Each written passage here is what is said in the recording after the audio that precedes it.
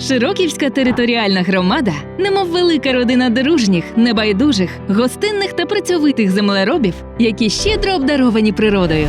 Громада може похвалитися неймовірним екологічно чистим розташуванням.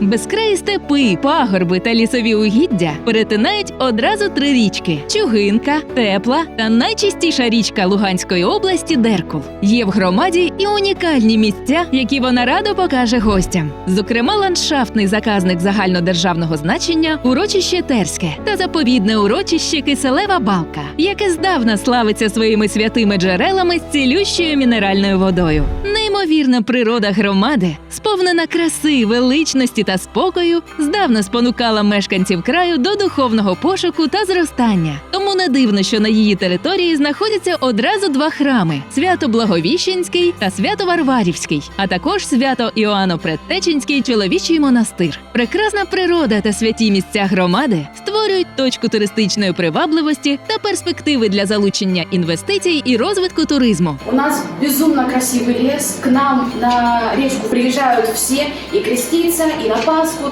Наша природа – это красота. Щедра природа до громади і народючі ґрунти. Саме сільське господарство є основою місцевої економіки. Тут вирощують озимі зернові, кукурудзу, соняшник, гірчицю. Добре розвинені традиції садівництва. У нас сады очень родючие. И черешня, и вишня, и яблоки. У нас сейчас молодые предприниматели это все развивают.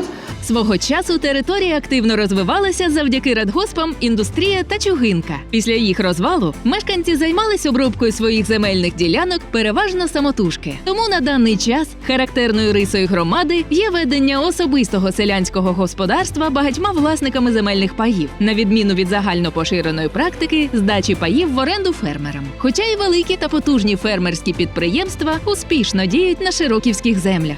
При наявності достатнього рівня інвестицій громада готова розвивати напрямок переробки сільськогосподарської продукції. Для цього в неї є потужна база, дбайливо збережені виробничі та адміністративні приміщення колишнього Широківського консервного заводу та інших підприємств. На території громади знайдені родовища нафти та газу і корисні копалини, такі як глина, пісок, мергель.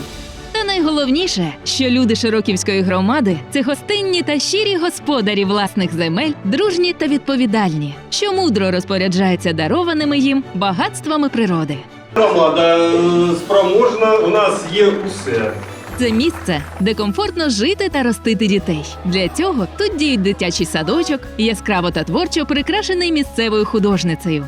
3 навчально-виховні комплекси та 2 школи, одна з яких Широківська, має спеціалізовані інклюзивні класи. Діють художні та спортивні секції для дітей. Функціонують бібліотеки, більше 10 будинків культури, музеї народної творчості. З огляду на все це не дивно, що Широківська громада в наш час має постійний приріст населення та багато молоді. Широківська громада – як велика родина, де всі діти свої, а гуртом легко вирішуються будь-які виклики та завдання. Широківська територіальна громада – володарі щедрої землі.